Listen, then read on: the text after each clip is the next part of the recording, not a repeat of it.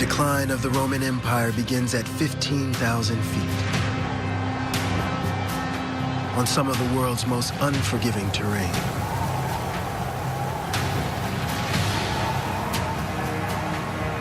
"50,000 barbarian warriors from across the ancient world have united against a single enemy.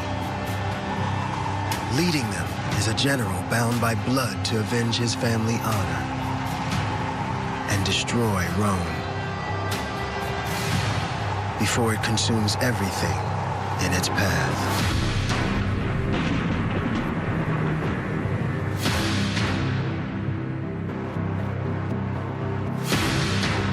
History may regard the Roman Empire as inevitable, but its rise was neither swift nor guaranteed. To achieve its goals, Rome blankets the continent in blood and tyranny, pillaging resources from the land and the people who live there, dividing the ancient world in two, Roman and barbarian.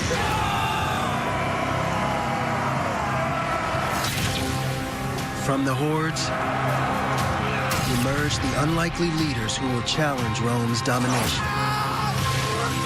Bandits, slaves, warriors, rebels. This is the story of their rise.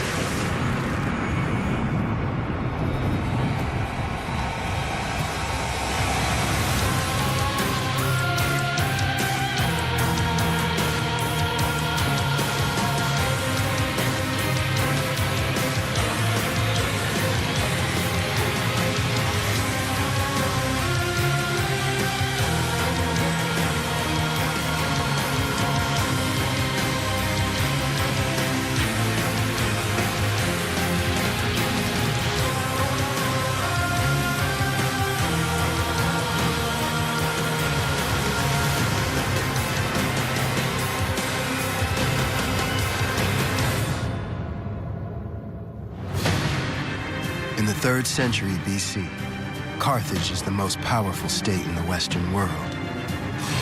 It builds its wealth through trade and uses its advanced naval force to dominate the Mediterranean. Carthage really was Rome's only competitor as an empire in the central and western Mediterranean. There were no other great states that could compete with it. Rome is a small but growing republic with outsized ambition. It knows that to defeat Carthage is to control the ancient world. The conflict between Rome and Carthage escalated into a life and death struggle between the two principal powers in the Western Mediterranean. When the two sides clash over Sicily, Rome is the rising power. And it's also adaptable, building a navy from the ground up to deal Carthage a shocking defeat. Rome forces Carthage to sign a crippling peace treaty in an attempt to break its enemy.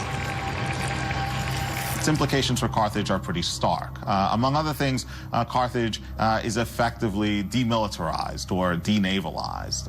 It is also subject to paying a substantial indemnity. The defeat is a personal humiliation for the Carthaginian general in command, Hamilcar Barca. His oldest son, Hannibal, is only 9 years old. Hamilcar forced his young son essentially to dedicate his entire life to one purpose: the destruction of Rome.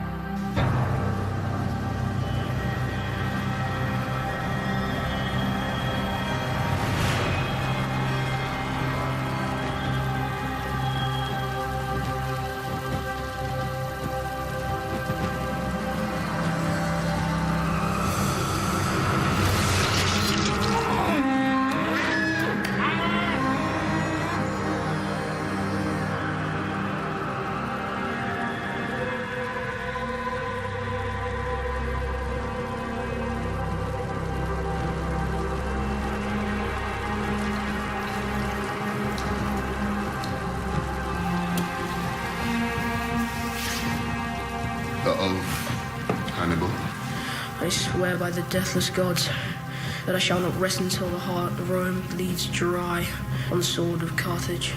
Again.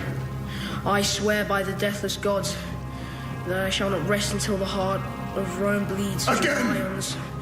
I swear by the deathless gods that I shall not rest until the heart of Rome bleeds dry on the sword of Carthage.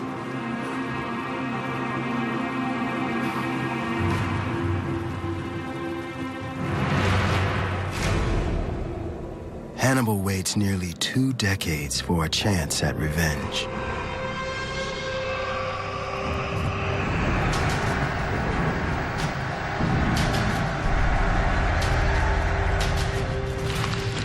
In 219 BC, Rome makes an alliance with Saguntum, a fortified city on Carthage's northern border. Hannibal sees the move as an act of war.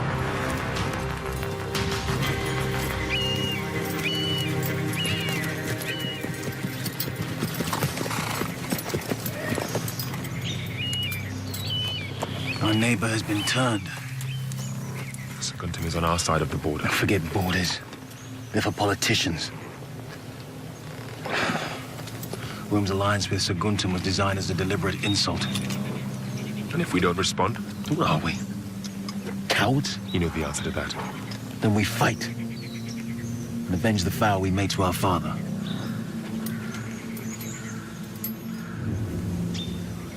We take the city. Rome will have no choice but to fight for its new ally. We call her out. Draw her here, to Hispania.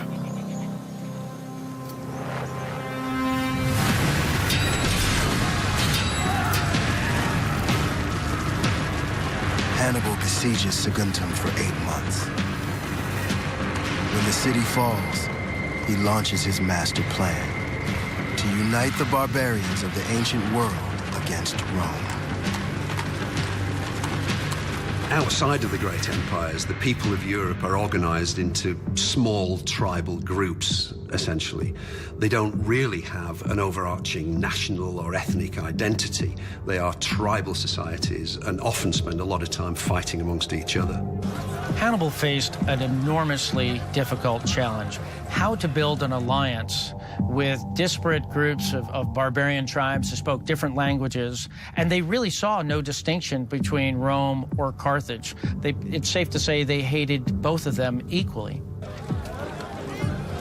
He had to give them a good reason why they should fight with him. And the good reason was, if we win, then you will be free. If we lose, then you will be slaves. Hannibal calls to arms tribes from Iberia to Gaul to North Africa and the Lusitanians of Western Hispania. The Lusitanians were great warriors. They were fantastic fighters, and they were used to independence for centuries and centuries, so they would never give up.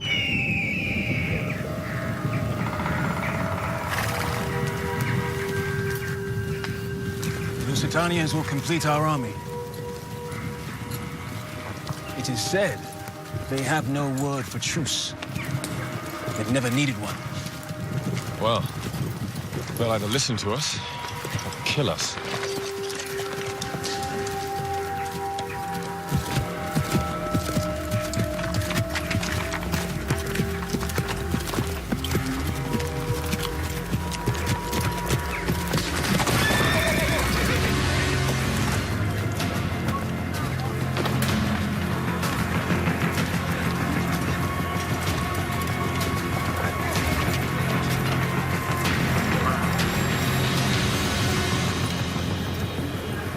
The last time your people were foolish enough to come here, they tried to conquer us.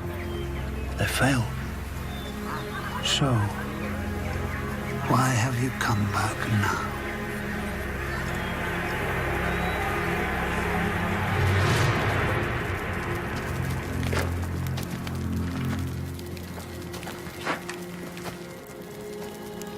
We face the same great enemy, Rome. And it will not rest until it's consumed us all. Rome is your enemy, not ours. And even if it were, we fear no one. A good warrior never underestimates the might of its enemy. Or himself.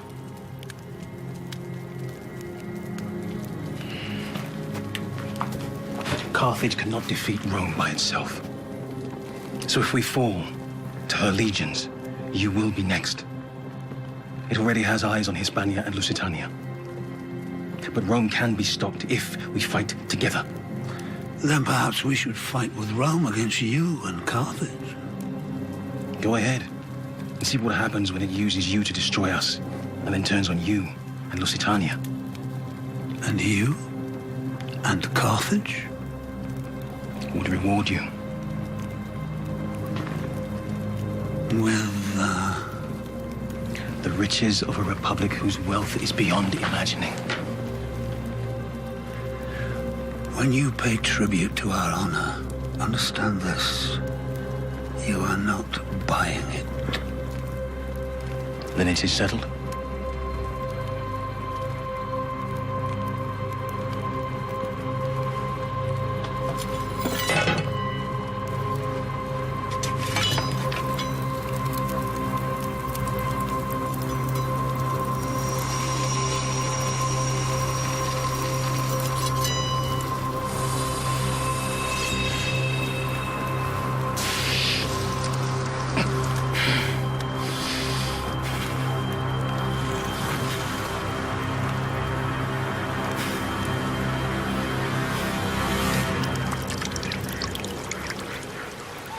You are their creature now. And soon they will be ours. Let us hope. They will join us. If they do not, they won't be dead. As Hannibal waits for allies to respond, Rome gathers an army of its own. The Senate calls on the most feared military family in the Republic. Wealthy, powerful, and ruthless, Publius Cornelius Scipio commands a vast army of highly disciplined soldiers. Scipio is the greatest general of the Romans and has the full support of the Roman Senate to take on and destroy the army of Hannibal. Well, the Roman fighting machine was incredibly disciplined and organized body. People were trained systematically. They were formed up in cohorts. They knew how to fight by system. They practiced their weapons. These were professionals.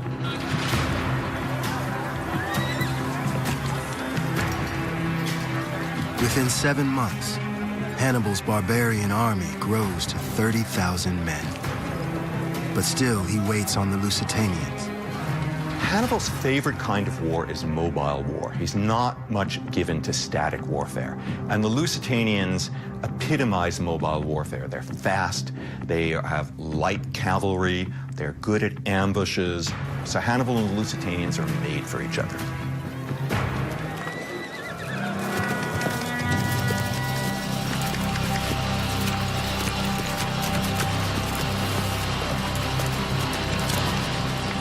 If you're right,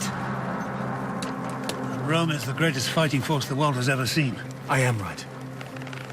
Then you'd better have something they don't. I do. And his name is Camillus. Yeah.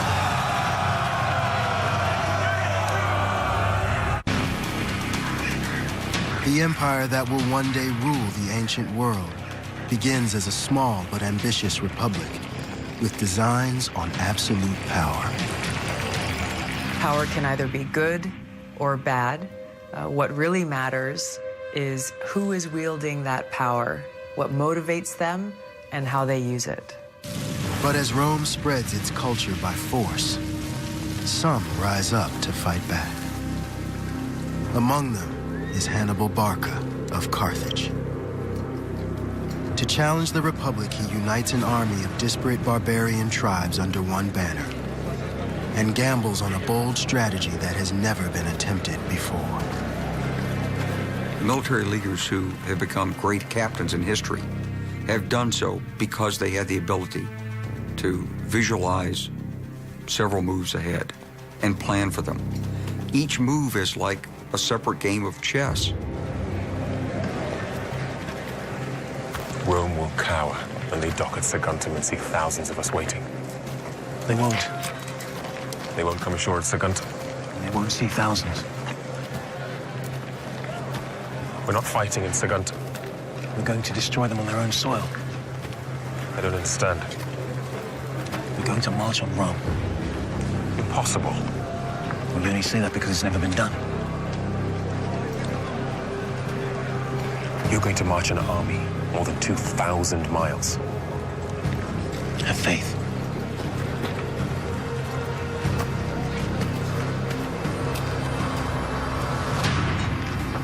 Hannibal's force sets out for Rome. But 700 miles into the journey, his plan is disrupted when Scipio decides to resupply on his way to intercept the barbarians in Hispania.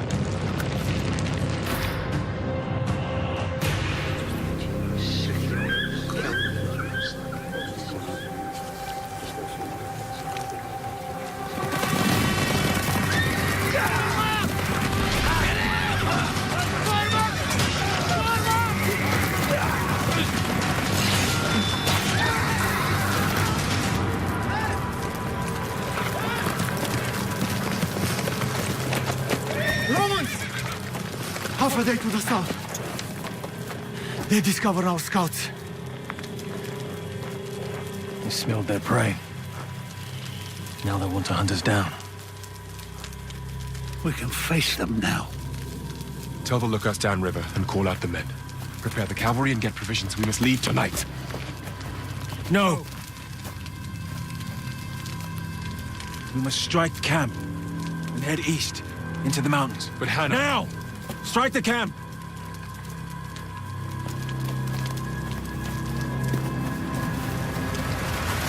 Leadership is about confidence, sometimes self-delusional confidence. I always think that you've got to believe with such an unshakable amount of confidence that others might think you're crazy. If you insist on sticking to the plan, We'll look like cowards! If we stay and fight Scipio's army, we'd win a great and glorious victory. Exactly! But it would mean nothing. We'd win the battle, but not the war.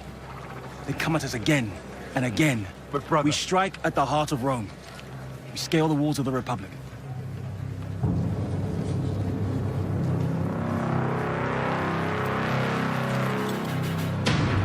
Rome believes the mountains are an impenetrable fortress, a natural barrier protecting it from attack. Hannibal's plan to invade by land is a blindside, and crossing through the Alps is a move calculated to intimidate the enemy. The crossing of the Alps is spectacular because it's unique in the ancient time. Nobody before him had ever dared, not even to imagine, to do something like that.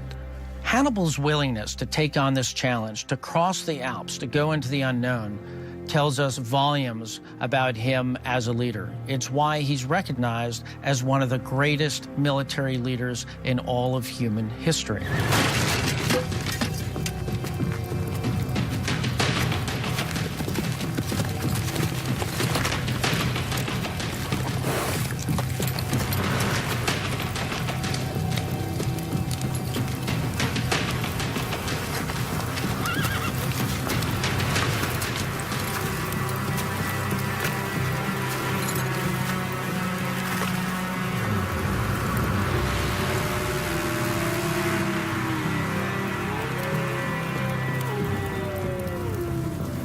Hannibal seems to have completely outthought Scipio at this point by the speed of his advance. The fact of the matter is that Hannibal eludes him. And had he not eluded him, the dream of invading Italy might have been prematurely halted. The mighty Alps, carved out of the landscape more than 2 million years earlier, are the gateway to Rome. To this day, the Alps stand as a synonym, as a shorthand, if you will, for an impenetrable barrier. Hannibal's force begins its ascent in October 218 BC. 38,000 barbarian warriors, 12,000 African cavalry and their horses, and 36 war elephants prized as Hannibal's signature attack weapons. It's apparently insane. Strange enough, he didn't wait for spring. He started the enterprise in the fall. So he got ready to cross the Alps in the worst conditions possible.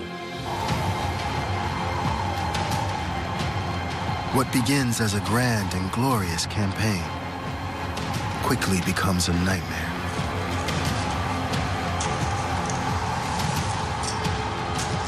When Hannibal gets to the high passes of the Alps, he's dealing with an environment such he's never faced before. It's winter in all its fury. It's ice, it's snow, it's wind, it's avalanches, it's ravines, it's frostbite. It's just terrible.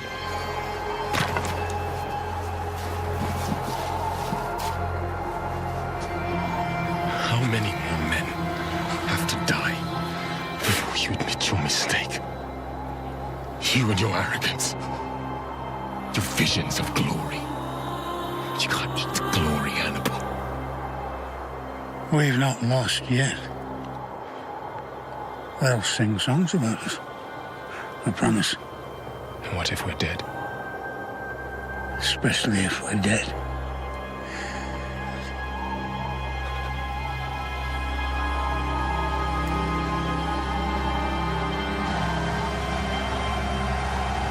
For Hannibal, the darkest time of his career, without a doubt, had to be when they were bogged down in the Alps. Even when you have doubts, you cannot reveal them because doubt could become contagious. Leaders must use the light of hope in the darkness of despair. It looked like he had led his army into unmitigated disaster.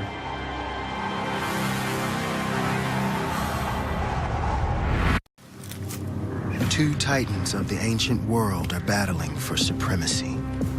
By 218 BC, Rome has set out to conquer the continent. But Carthage is determined to stop its advance. Hannibal recruits a massive barbarian army to execute an audacious strategy: an overland attack through the Alps. Caught in the high passes of the mountains, Hannibal's bold gambit is becoming a disaster. He loses 25,000 men in a single month.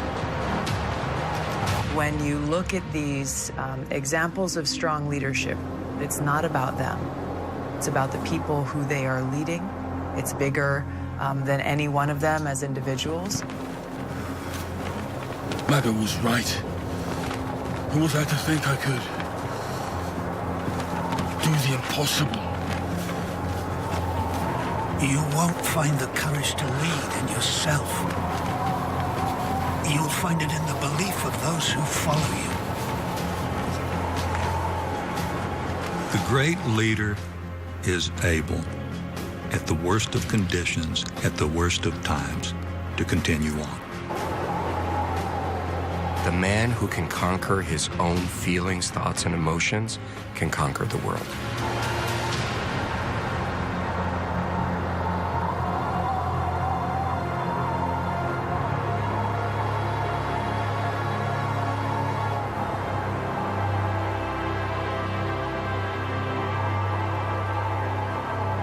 Mago! Cornelius!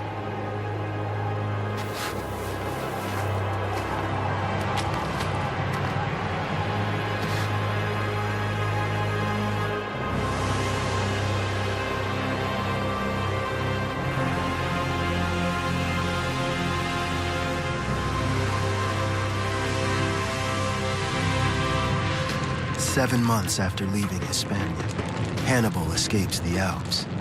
But he arrives in Italy with half of the army that marched into the mountains.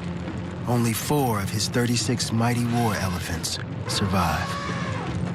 Once Hannibal arrives into the Italian peninsula, he's in a bit of a bind. Because on the one hand, his forces are depleted, and he needs to recruit new allies to supplement his forces. But in order to do this, in order to build up his rep, he actually has to start beating the Romans on the battlefield. The crossing of the Alps had an amazing effect on the Roman psyche. They didn't see this coming. He's taken them completely by surprise. So now they have to face, unexpectedly, a hostile army in northern Italy. Hannibal sets out to conquer Rome. His barbarian army leaves a trail of death as they head for the capital city. They rout the Romans in battle after battle. At Ticino, Trebia, Lake Trasimene. With every victory, Hannibal is one step closer to Rome. Determined to press his advantage, Hannibal seizes a critical grain supply in Cannae to starve the Republic into submission. The move forces a showdown. On the plains outside the city, the armies meet for an apocalyptic clash.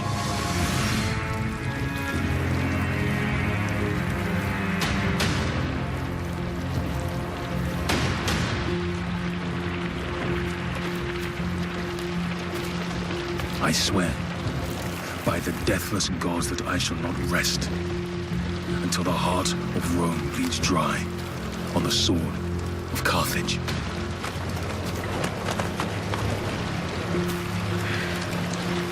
"60 legions, 85,000 men. We're outnumbered almost 2 to 1. Good. Let them bring their remaining men to this field. They'll fall right into our trap. It was the barbarians who sought to protect their own freedom. It was the barbarians, so-called, who opposed slavery. It was the barbarians who refused to succumb to the efforts of Rome to make them slaves. They were the earliest freedom fighters. 2,000 miles ago, we could have stayed and fought Rome in Hispania. But we didn't want to fight just an arm of Rome. We wanted to wrap our jaws around her neck and bite off her head. 1,000 miles ago, we could have fought Rome again, but we fought the mountains instead. And the thousands who stand here today won that battle. Here, on Roman soil, we are finally ready to fight. No more waiting, no more walking, no more dreaming. Today, we will be victorious! Today, we will take our revenge!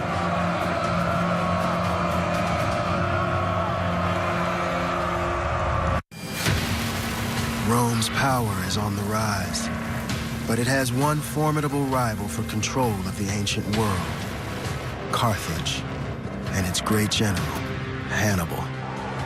His barbarian force scaled the Alps to strike directly at Rome's heart. Now 2 ancient armies stand ready for an epic clash.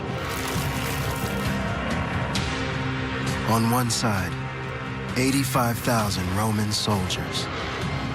On the other, 50,000 barbarian warriors determined to stop Rome's advance across the continent.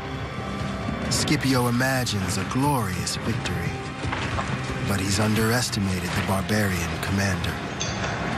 Hannibal has set a trap. Hannibal's plan for the Battle of Cannae is absolutely brilliant. Strategists, tacticians, ever since, have striven to copy what he achieved because it represents tactical perfection.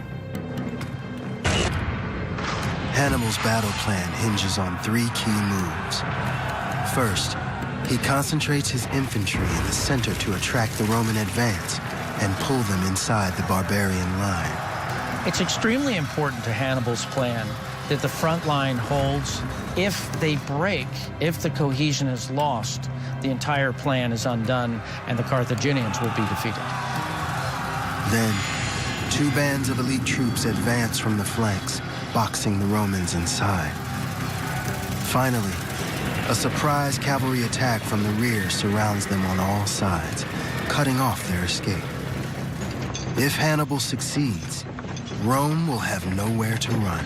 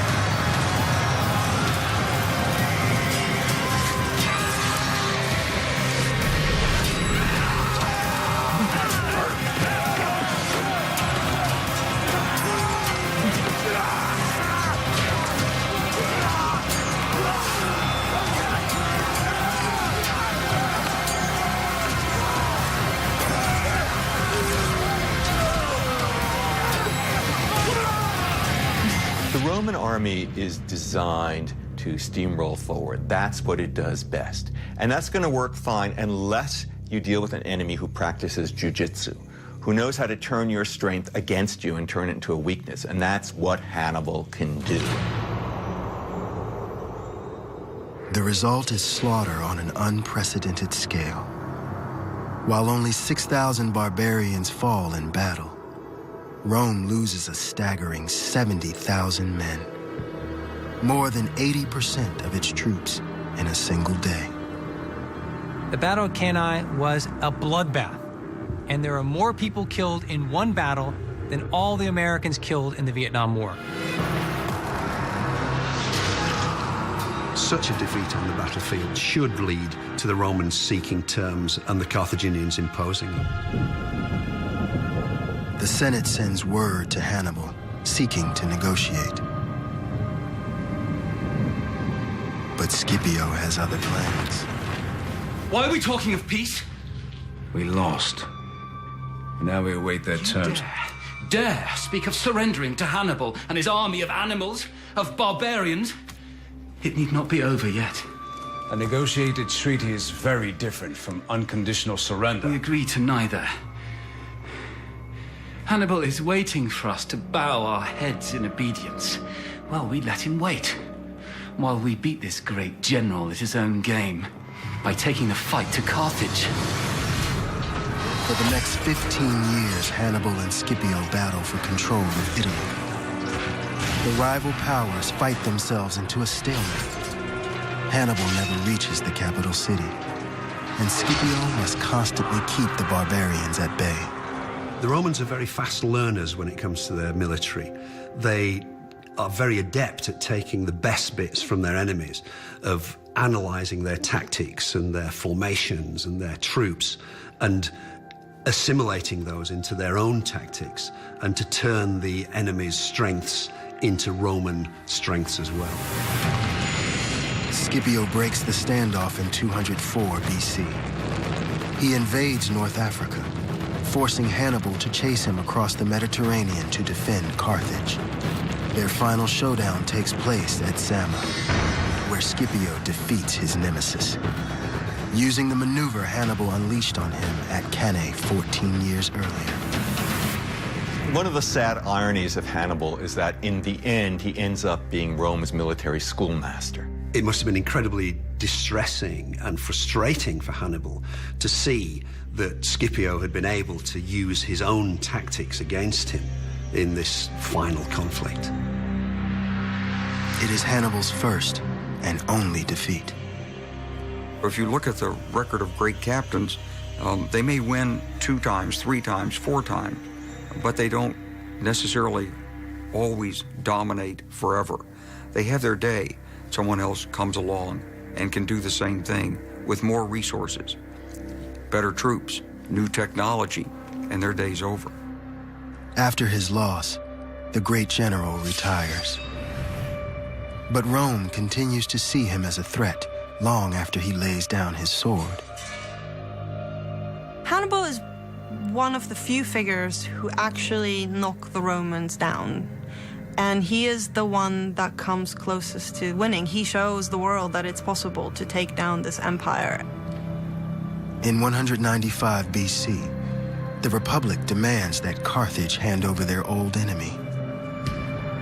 But Hannibal refuses to surrender. He volunteers to be exiled. Now in his early 60s, the man who is perhaps the greatest soldier the world has ever known deals his mortal enemy one final defeat.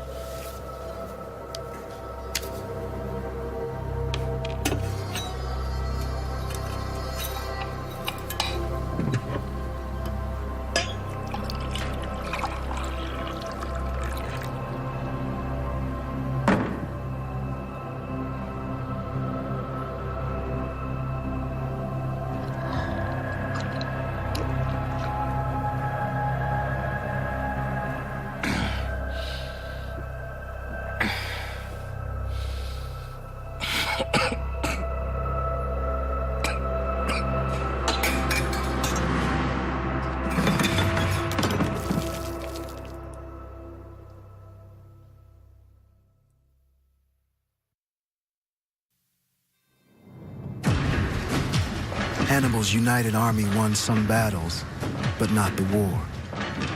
And the next time the barbarians stand against Rome, they'll need a new tactic to defeat an enemy that's becoming unstoppable. With Carthage defeated, the Republic is free to conquer the Mediterranean. By 150 BC, its borders stretch from Greece in the east to Hispania in the west. But as the barbarians continue to resist the Roman way of life, they learn the consequences of rebellion against the Republic. Those barbarians that had aligned themselves with the Carthaginians have to pay a price, and they're going to pay a terrible price. Tribes that allied with Hannibal against Rome are the first to come under the sword. The Lusitanians, Celtic warriors of western Hispania, are Rome's next target. The Roman action had to be so terrible, so cruel, to dissuade the rest of the Spanish nation from resisting. 28 years after Hannibal's death, Rome invades western Hispania. Governor Servius Galba is granted authority to use force against the Lusitanians.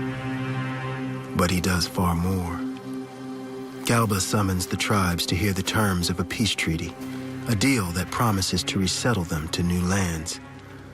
What follows is a brutal lesson in Roman diplomacy.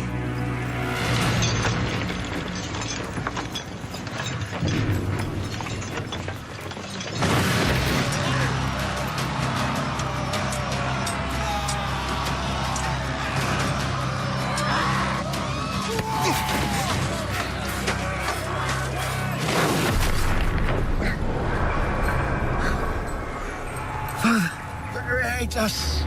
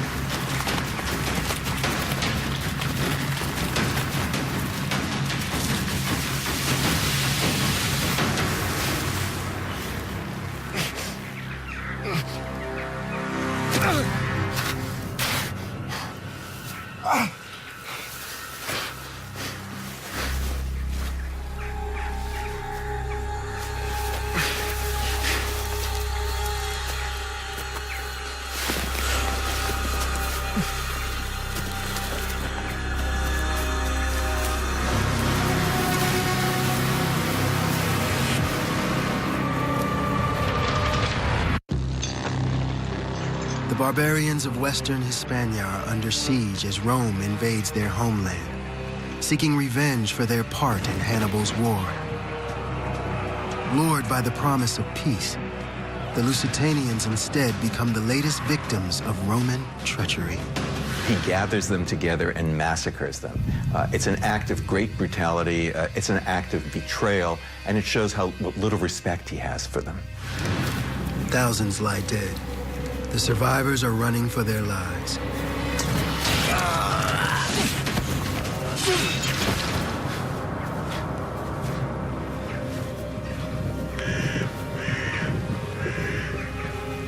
Among them is a shepherd named Viriathus.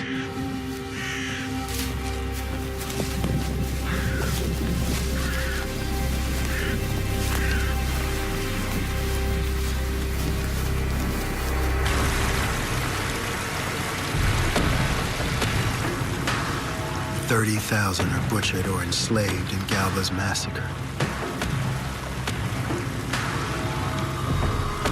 The few Lusitanians who survive are hunted by Roman death squads. When a military force rounds up the women and children and eliminates the population, or attempts to do so, that's genocide.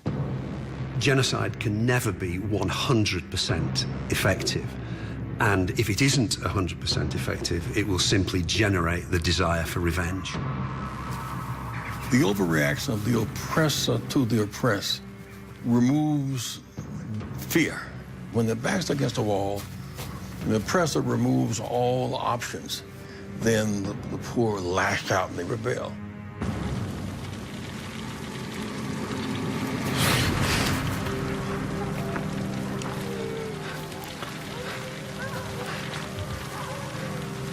They promised new lands.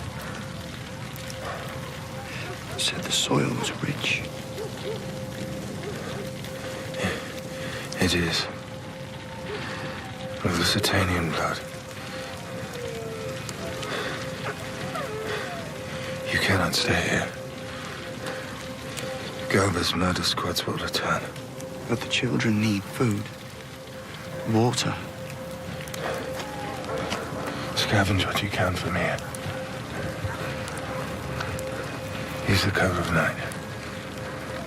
Keep to the lowlands. You're coming with us.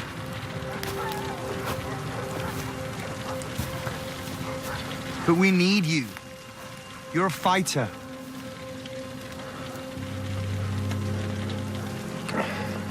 I am a shepherd.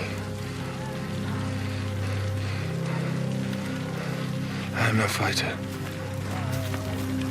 Did you fight? There's the accessory prison. Go. Go!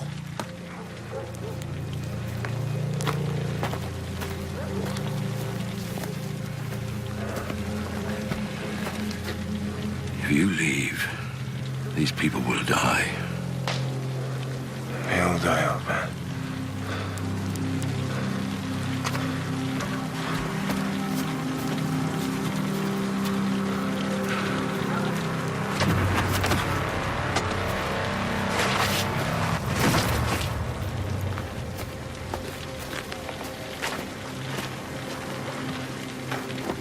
We all die, Shepard. But not today. Not here.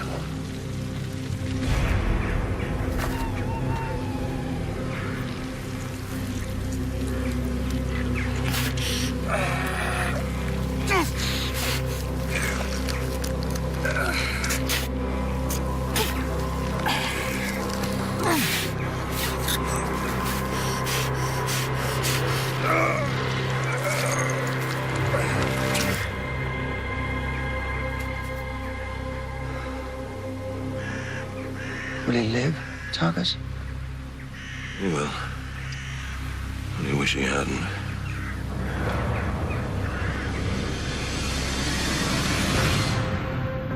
The Republic now occupies more than 100,000 square miles of barbarian territory in Hispania. Roman roads begin to cut across the landscape, part of the transportation network that ferries plundered resources back to Rome and carries death squads to put down any resistance. The Romans built forts, encampments, establishing roads, lines of communications, buying supplies from the local population. That's what enables the transformation of a wilderness into a territory.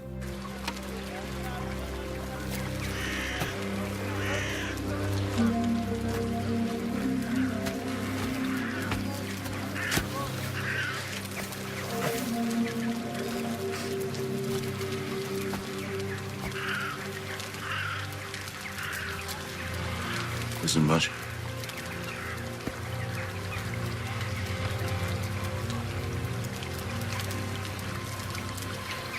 You need it more than me.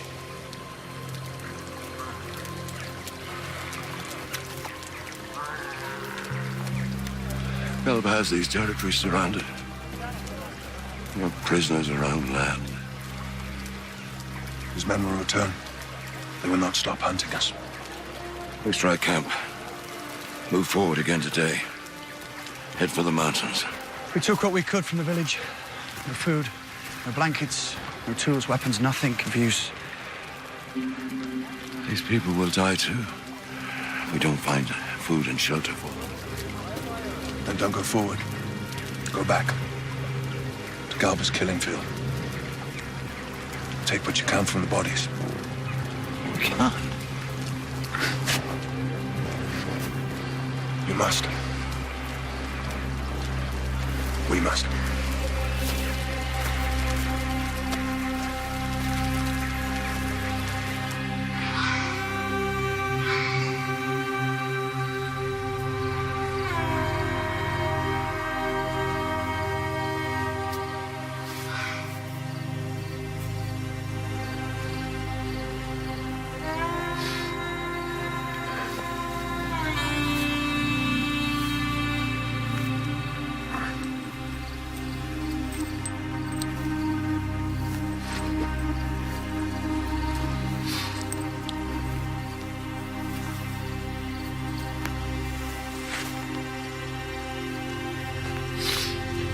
Find your wife and boy?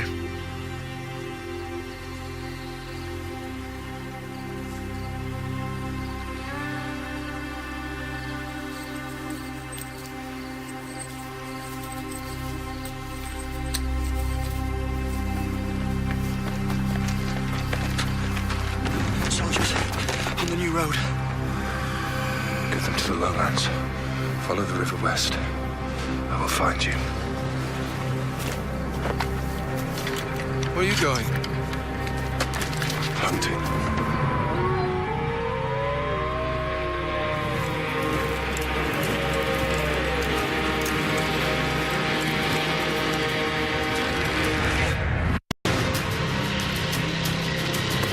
Barbarian tribes living on the borders of the Republic are thrown into chaos as the Roman killing machine descends on their lands. But Viriathus, a shepherd, decides to make a stand.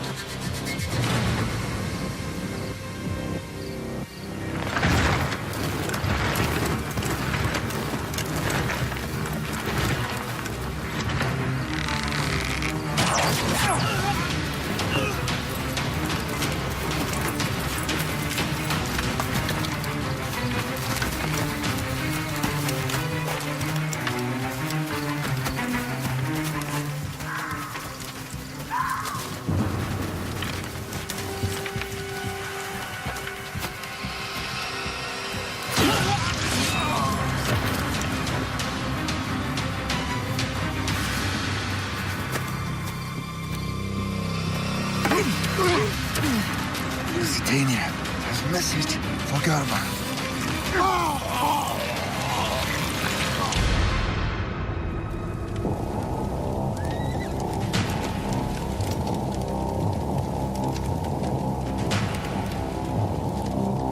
Viriathus's message to Rome is clear. Lusitania won't surrender without a fight.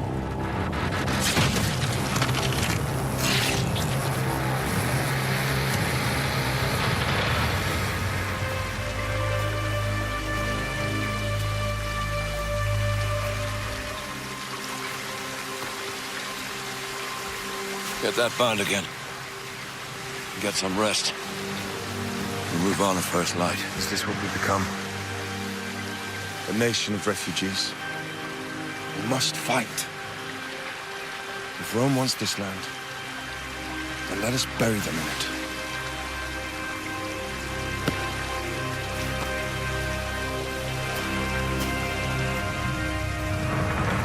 The sources tell us that Viriathus was a shepherd. To survive as a shepherd, you had to be a bit of a bandit. You were out there in the mountains, you had to deal with wolves and other predators, and you often had to deal with real bandits. So I think that Viriathus has exactly the skills that the surviving Lusitanians desperately need in order to continue their resistance against Rome. Viriathus begins to transform his band of survivors into an organized resistance. They use the forest as cover to launch small-scale raids and escape undetected. Viriathus knew very well how to attack and retreat and run away. This can be converted very easily into a very effective military action. This is what we call today guerrilla warfare. It's perhaps the most ancient form of warfare, revived and rebooted to play to the strengths of the outnumbered and under-equipped tribes fighting for their freedom.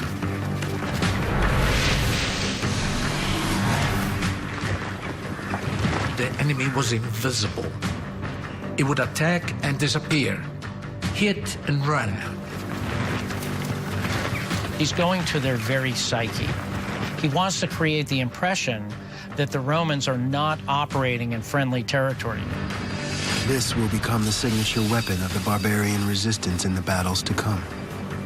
And in Lusitania, it's a strategy that catches the Romans off guard. Viriathus starts to build a name for himself, and Rome takes notice. A rebellion is like a virus. You know, if you can get it right when it starts, when it's in its infancy, you have a good chance of eradicating it. But if you ignore it or you allow it to grow, it's going to continue to spread until it reaches a point where you can't handle it.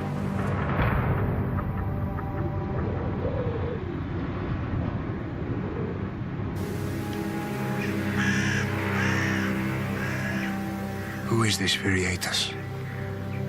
This ghost?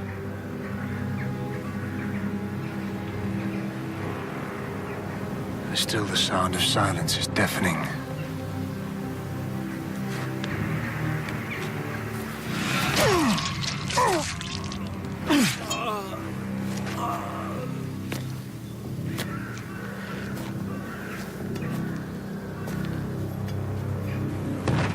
Three years into Viriathus' rebellion, Rome appoints a new commander. Gaius Vitilius is Galba's former enforcer. He's handed control of Lusitania with one simple mission: end the barbarian uprising.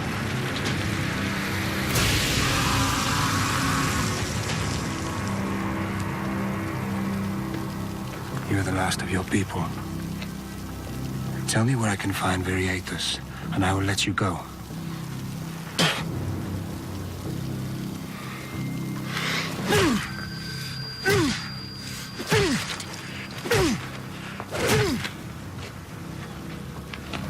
We take their weapons. We take their land. We take their lives. And still they fight back. They are a proud people. And we will take their pride. Let the men have him. When they've finished, cut off his sword hand and let him go. Viriathus unites the tribes. I cannot go back to Rome without the head of Viriathus. Head of your ghost, sir. We don't even know who he is. Someone does, Marcus. And I will find him and hunt that bastard to the edge of the earth.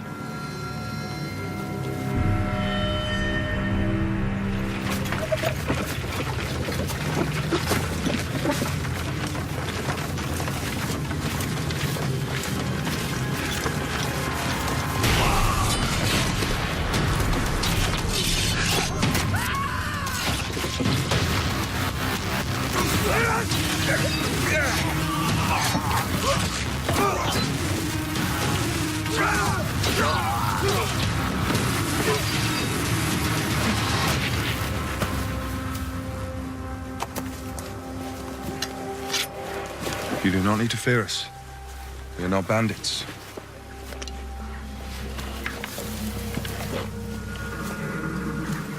That's what they made us become. Scavengers? Survivors. My name is... Viriatus, the shepherd. And you are? The Italicus, lost of the Editani. The others? There are no others. Gaius Vitilius. There were repercussions. From what?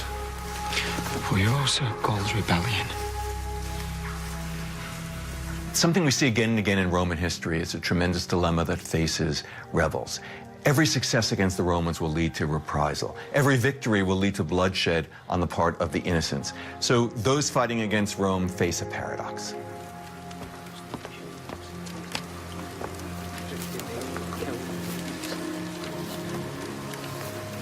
I am responsible for the massacre of his tribe. Vitellius has murdered his people, not you. My actions. How many more people has your rebellion saved? It is a path that Rome has forced you to walk, Viriatus. There will be more Lusitanian blood on your hands before this is over.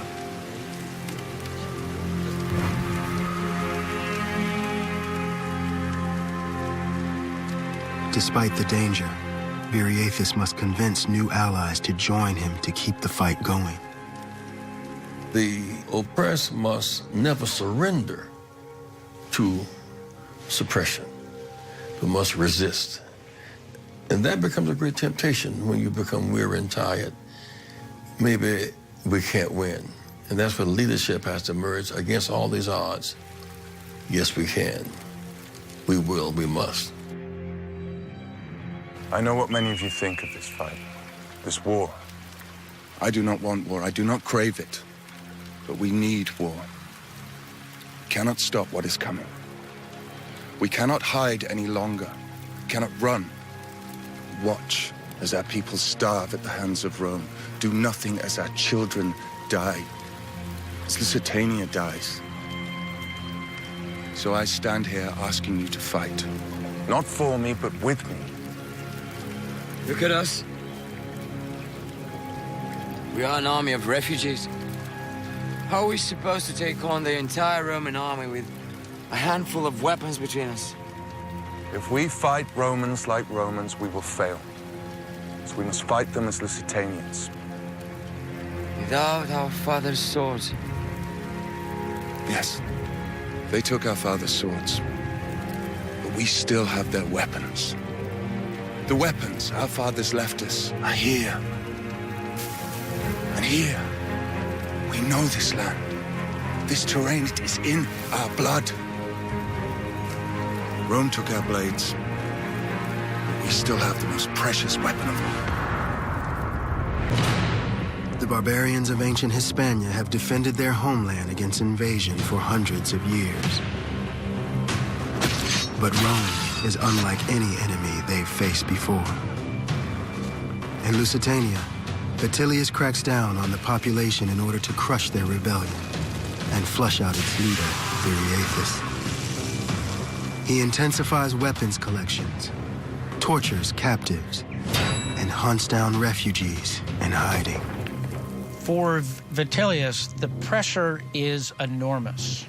He has no alternative. There is only one acceptable outcome, and that is he returns with the head of Viriatus. But despite the danger, survivors flock to the rebel cause.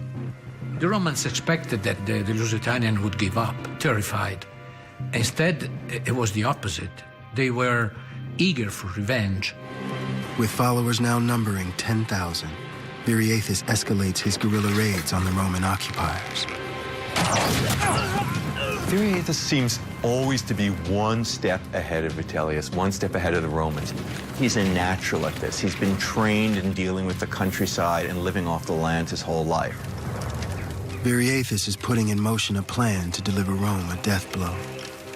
But success depends on his ability to evade Vitellius, who has now launched a full-scale manhunt to find the rebel leader.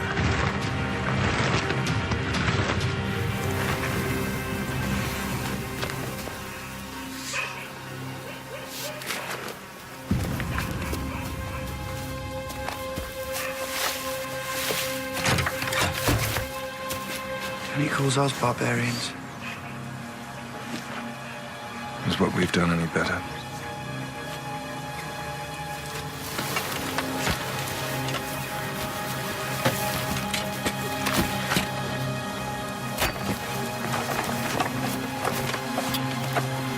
There are more hidden throughout the village.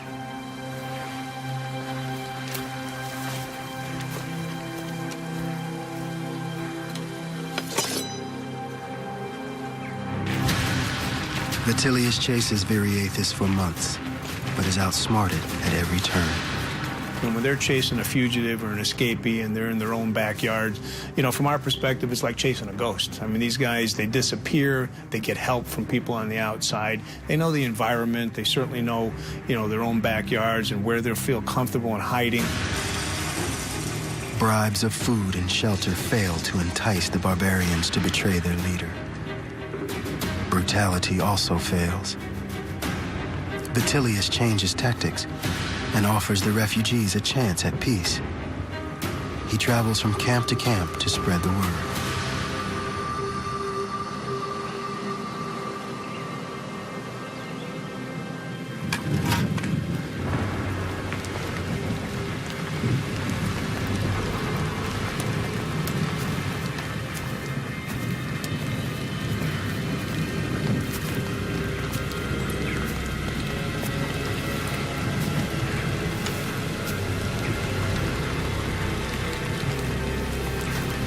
And you are?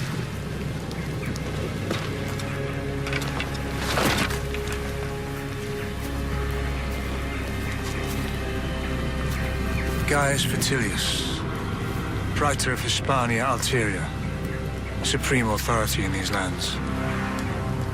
And you?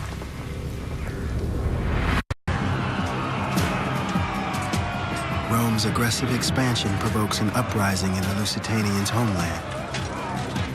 Deep in the forest, Viriathus comes face to face with the man who has been chasing him for 4 years. If he is identified, it will mean the end of the barbarian rebellion and of the Lusitanian people. And you are?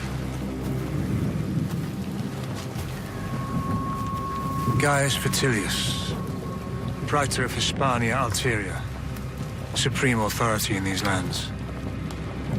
And you?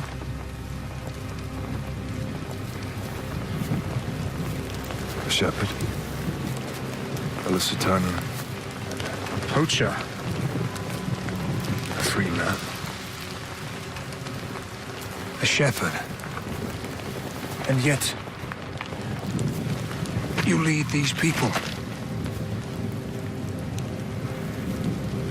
I do not lead these people. You may need to tell them that, shepherd. What do you want, Roman? I can grant these people, your people, lands in our territories. They are not your lands to give. Galba murdered our families. He stole the land from us. Galba is no longer in charge. I am. And I'm offering the lands back. At what cost? Silver. Iron. Whatever these lands can provide. The Republic is expanding. It needs grain. To feed the army that comes to kill us. War is an expensive business. We require your people to farm the lands again. And the Republic will take a small tax. These are our lands. These are Rome's lands now. You have a choice. Stay in these camps and watch your nation and your people die. Or take my offer and live again. Speak with the other tribes. Many of them have already agreed the terms. You have until dawn to decide. And if we do not?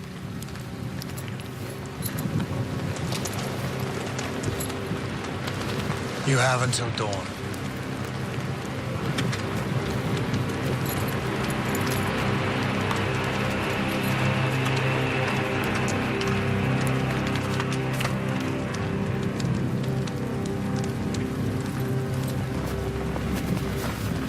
Italicus led them here.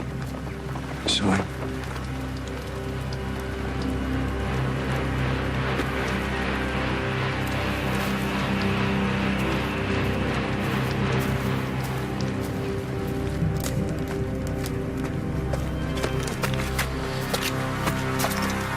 You've endangered us all bringing them here.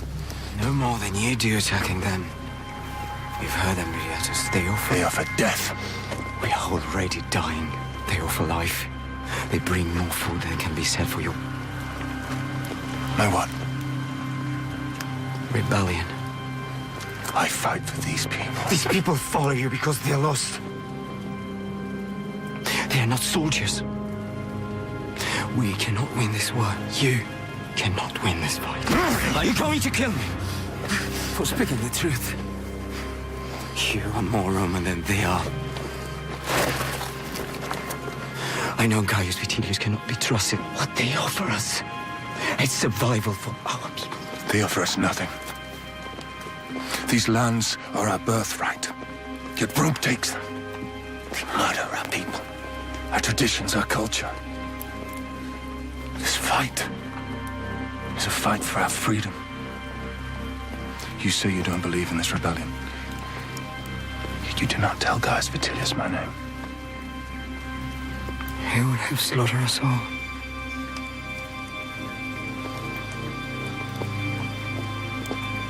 You do as you must. But I will make no deal with Rome.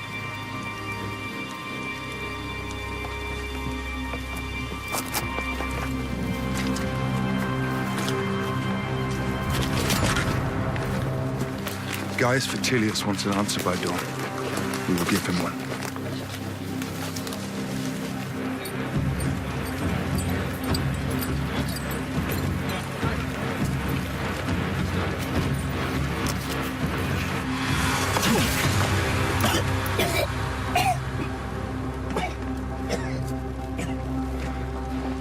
I have a message for Vitellius. This was my father's. As long as that bastard lives or breathes, this is the last silver he will take from these lands. There is a fire coming.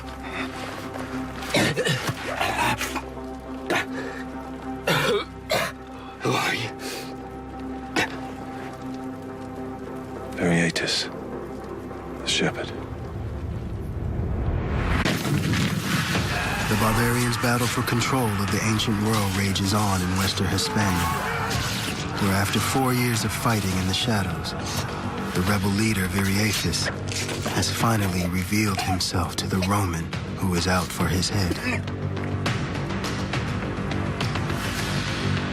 Crude, isn't it? The shepherd is my ghost. And you allowed him to escape. We'll hit their camp at first light. That camp is already gone. I want you to double my guard. Burn every refugee camp. Many will be camps we've made deals with. We can't just... I'm renegotiating our terms. We will burn them anyway. Send word to Rome.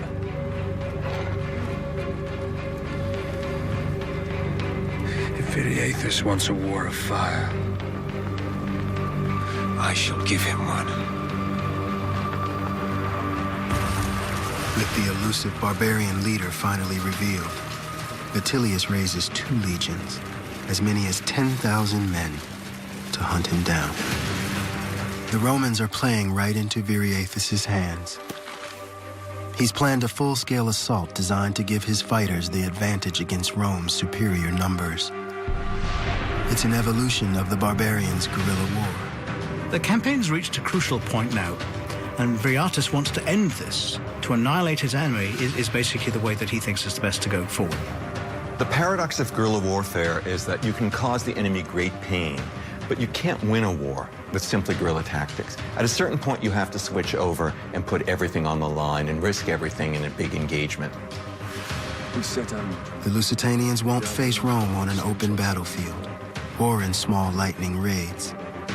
Instead, Viriatus engineers a series of coordinated guerrilla attacks, using the natural terrain as a gauntlet that will give Rome no escape.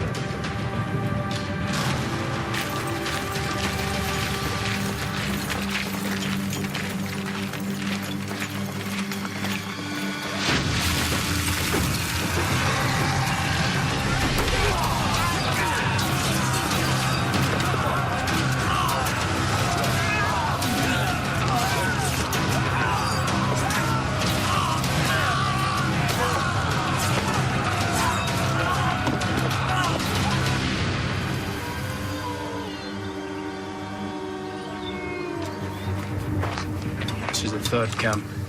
Nothing. Tracks lead off in every direction. Shepherd gathers his flock. There's been another Variatus ambush. Only one guard dead. The rest they maimed. He pushes me, Marcus. He's evaded us for all these years, and now he shows himself. Why? He's trying to distract me. What is it he doesn't want me to see? The warrior shepherd and his guerrilla army draws Vitellius and his force of 10,000 legionaries deeper into the forest. He aims to spread the Roman line thin like a snake winding through the ravines and gullies. Variathus will target the head. And 9,000 barbarian allies will push the tail toward a deadfall, over the edge of a high cliff. The plan depends on Vitellius taking the bait and chasing Variathus without let-up.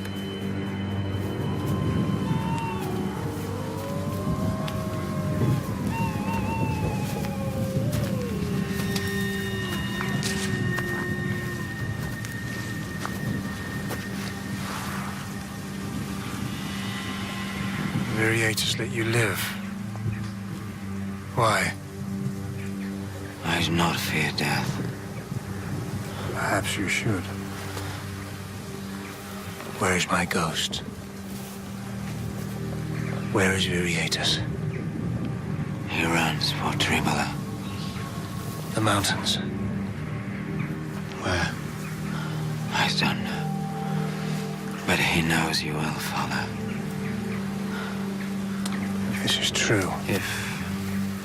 If this is true, Variatus will be forced into the open. We will lead both legions on Tribala, crush the insurgents before he can unite any remaining tribes. Variatus is no fool. Even he would not lead his men against an army of 10,000. We will lead the advance party, lure him out. The legions will back up our rear. And Italicus? Shall I kill him? No. He may be of some use. Set him free. Onward!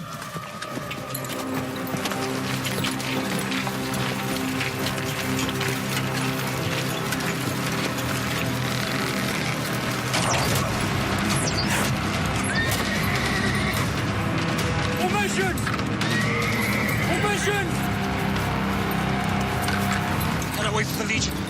Let's take the auxilia. Hunt that bastard down!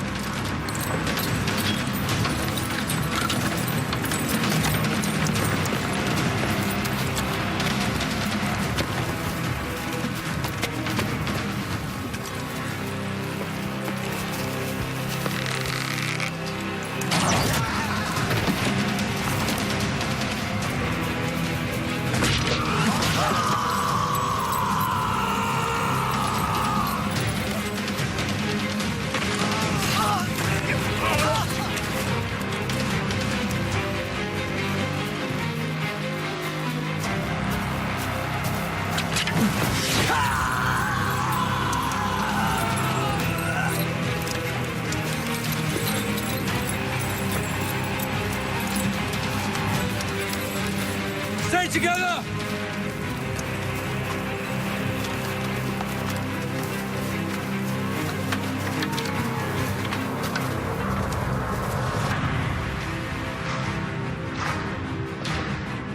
Vitellius leads his men directly into a narrow gully. The Roman forces are stretched into a thin line 2 miles long, on the edge of a deadly ravine. 9,000 barbarian warriors are poised to descend from the forest and push the Roman line into the abyss.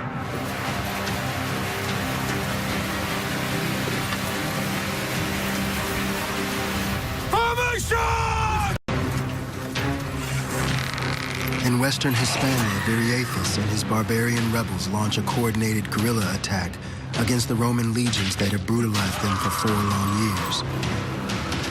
It is the most ambitious battle plan they've ever attempted.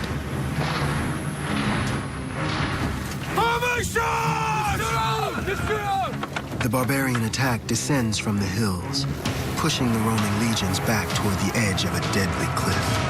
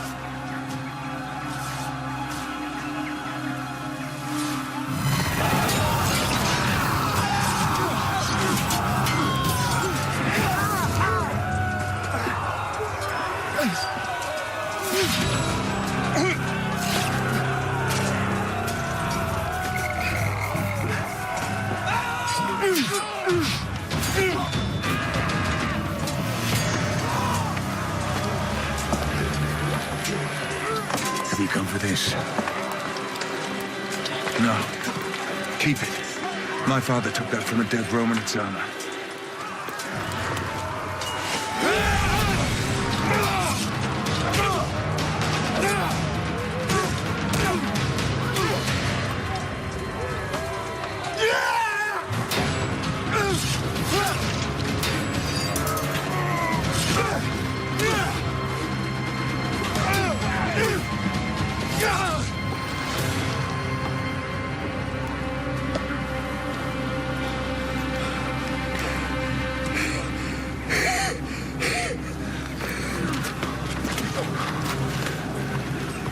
Rome will pour men onto this land until every corner of every field is ripped from your hands. Let them come, for it is Rome who have united us, and we will not be defeated. Rome will never fear you. Shepherd.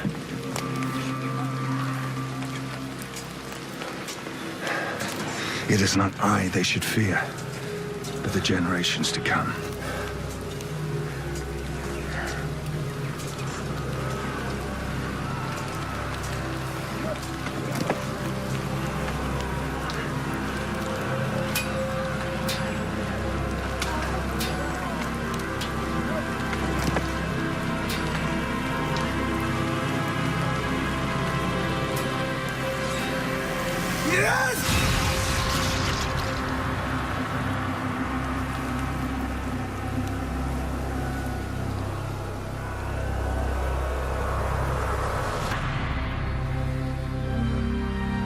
Viriathus and his guerrilla armies slaughter 4,000 Romans in the Battle of Tribala.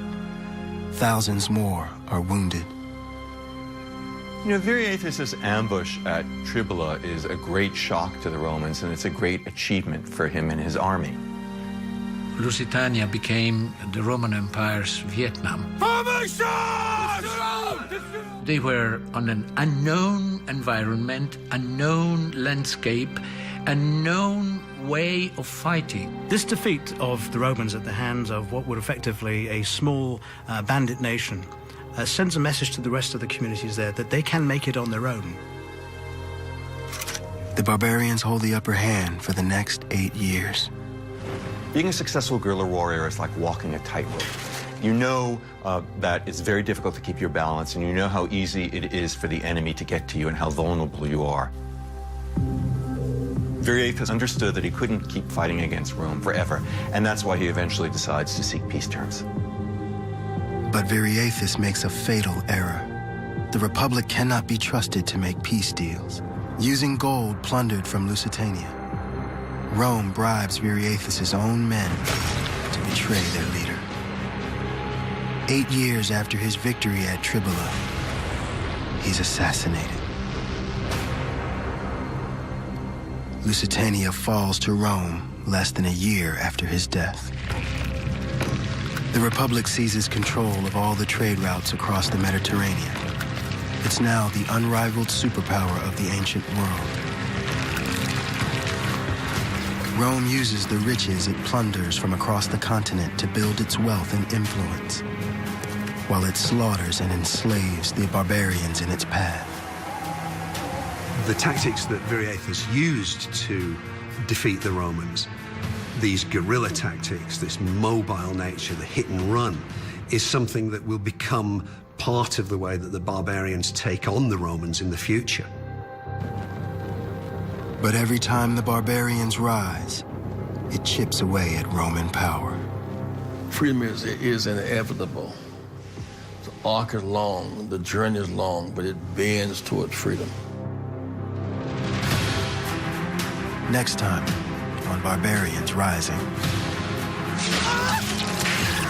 You will regret making enemies of us! From today, we cease to do Rome's bidding. From today, we go to war with Rome. Well, that's something you have never known. Freedom.